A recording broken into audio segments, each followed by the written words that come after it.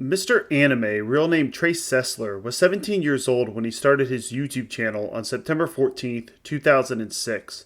He used the name LensCap Productions. He was one of the first anime review channels on YouTube. The first being someone he would turn into a rival, a man, by the name of Hardy. His channel name Seek Hardy, later known as the Hard Mode, would be someone he would constantly make fun of and mock. At the time, it seemed unclear if he truly disliked Hardy or was just trying to invoke a friendly rivalry. The intervening years made it clear Trace Sessler held true hatred for this man, and these were not mere jokes. He was on a quest to become the biggest and most popular anime review channel, something he would in some ways succeed at. After posting random homemade videos he made with his friends, mostly of them trying to reenact action scenes from movies for about a year, him constantly posing with and shooting guns, he would release his first anime review of Inuyasha on September 20th, 2007, setting the stage of what his channel would now be known for, anime reviews. Hello everyone, I'm Mr. Anime, and boy, do I have a show for you. He starts off his first review, wasting no time in going after his rival, Hardy. First off, I'd like to talk about this guy named Hards. Now, he's basically my biggest anime review competitor, seeing that not only does he look intimidating, but if you've ever watched his reviews, he's very good at stuttering words, sometimes making references to things that he doesn't exactly know what he's talking about, but a great competitor, no doubt. I'm quite proud to call Hards my competing friend. Trace Sessler, even in his first review, seemed comfortable in front of the camera, his setup being visually unusual but interesting. Who else would have a Mac on one side and a large roll of tape on the other? Okay. He would constantly change settings in his subsequent reviews, never settling on one consistent background. He gave Inuyasha a 5 out of 10 and made a fair complaint about it going on too long. Understandable, since Inuyasha spawned 167 episodes, and apparently Mr. Sessler saw them all, as he commented on the lame ending. He shows short clips and still images, putting him ahead of a lot of YouTubers at the time that were just talking to a camera. He shows his collection of Inuyasha, making it clear that Mr. Anime, or at least his parents, have some money. Trace Sessler seemed to have a lot of freedom while living with his parents, using real guns in his videos, running around the house with them constantly, and had an impressive anime DVD collection for a teenager. His next reviews were of Neon Genesis, Evangelion, and Gantz, and we get a look into the type of anime he likes: violent, bloody ones. He put more effort into his review of Gantz, including explaining the plot in detail and how the anime starts with clips of the show. It's hard to condense a 26-episode anime TV series into 6 minutes, but he does his best here. Gantz is considered one of the most violent anime ever created, making virtually every list. I've personally never seen Gantz, but reading the reviews of it online are hilarious. It is truly a love or hate it show. At the end of his Gantz review, he can't help but take another shot at Hardy. I mean, there's really no way I can give Gantz a bad score. I mean, as far as anime goes, it kind of opened me up to different types of violence, and I didn't really know this type of violence and sexual content existed in animes. I mean, it's been going on since the 70s and 80s, probably before that in animation, but this show really opened me up. This is a wonderful show. I gotta say, as far as a good rating goes, you bet your ass I'm gonna give it a good rating. I give Gantz a 9 out of 10. This review's done. Alright, so we're on YouTube. This is Hard's website. Sheik Hardy is his name. There's his face. Plus, I don't do request. Sorry. So what he means is he doesn't do reviews by request, which I think is bullshit. What an asshole.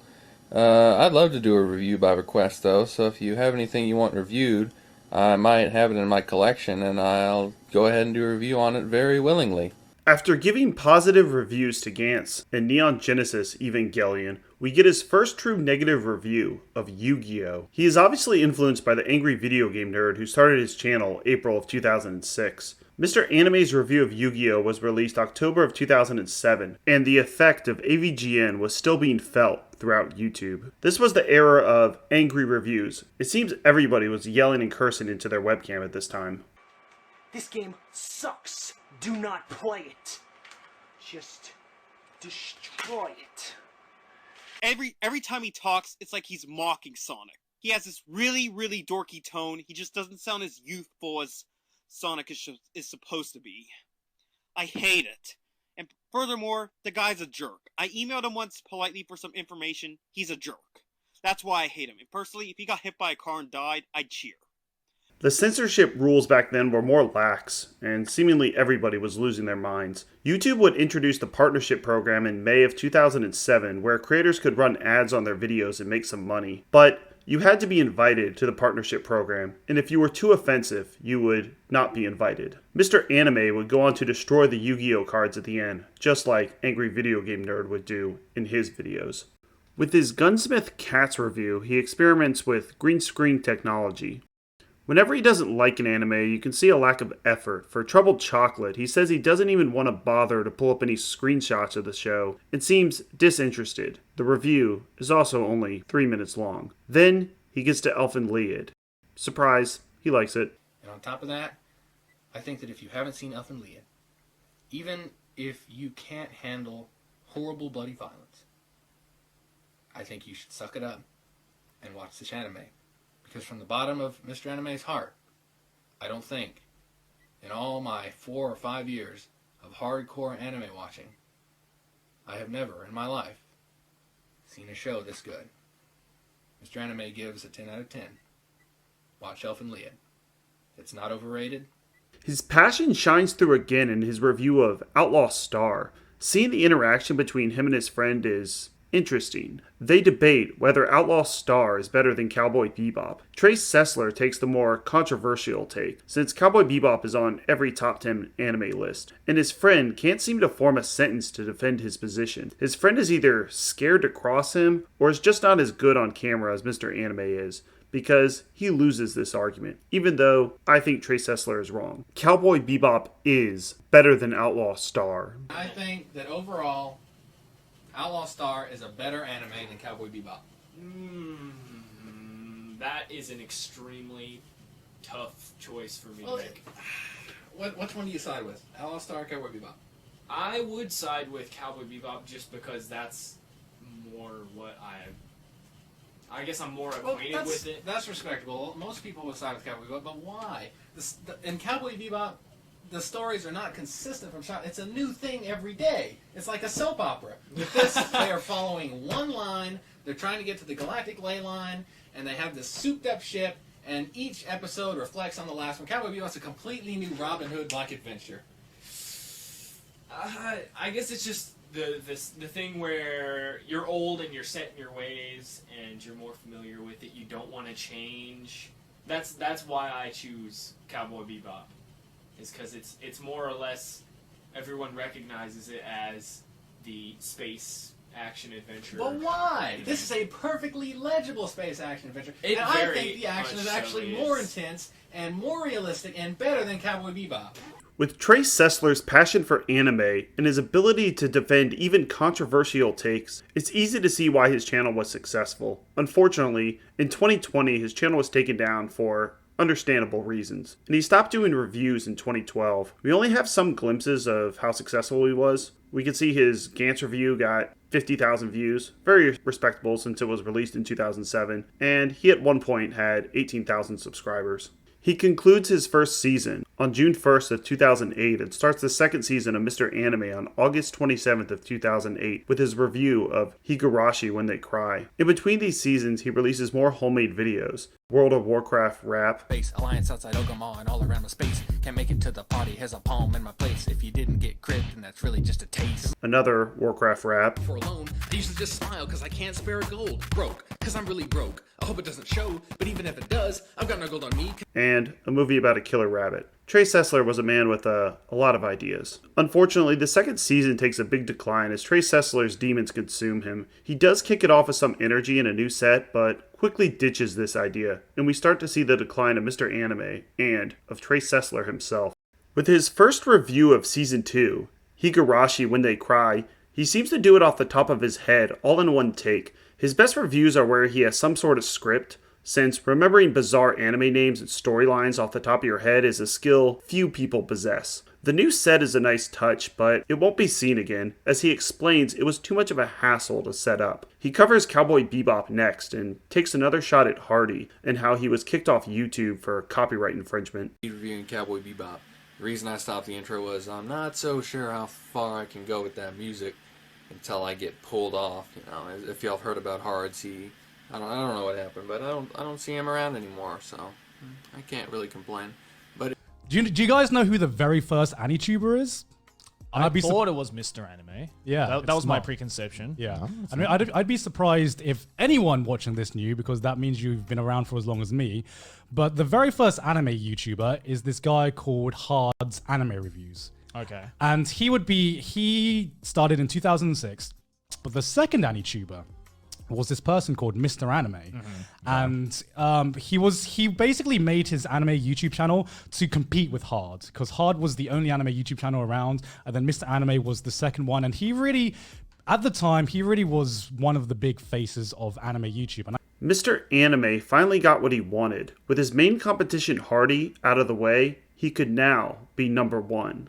Unfortunately, Trace Sessler would squander this opportunity, as he would not only get competition from better anime reviewers like Gaiguk and Heisu Otaku, but also mess up this opportunity in the most horrific way possible. His reviews did not improve, and he never bothered to get an HD camera. In December of 2008, YouTube started allowing people to upload in HD 1020p. This meant people were expecting better quality videos and editing. Mr. Anime was not only stuck in 2006, his reviews and quality of content was worse than it was in 2006.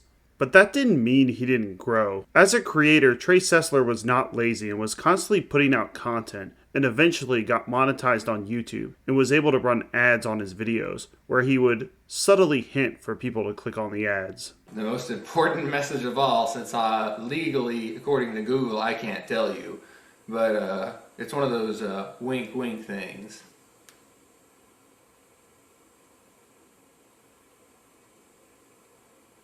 There are some bright spots of Season 2. His Excel Saga review is good, and he seems somewhat coherent. He's back on script and does some editing to show you what some of the characters look like. Officer is Hyatt, and she is Excel's partner in crime. Excel and Hyatt work for this man, Lord Il Palazzo. He has a mysterious group called Across that want to take over the world. But, wow, do things start to get really weird. He starts posting things like this. Vroom, vroom, vroom. Turn the camera off. Vroom, vroom. Damn it, turn the camera off. Hey, what's Toby up to? Toby. Hey, Toby. How you doing, everyone? It's Mr. Anime. Or you can call me Trey. You can call me the guy that does the video game reviews. You can call me the guy that does all the gun stuff now. What I have here today to show you is a High Point. Now, for those of you that are familiar with High Point, you might have a very low opinion of them, or you might have a high opinion of them.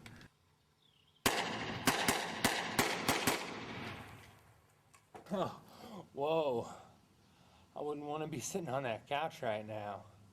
We would learn later Trace Sessler was struggling with drug and especially alcohol abuse, something he would parody in a video called as Mr. Anime Drunk.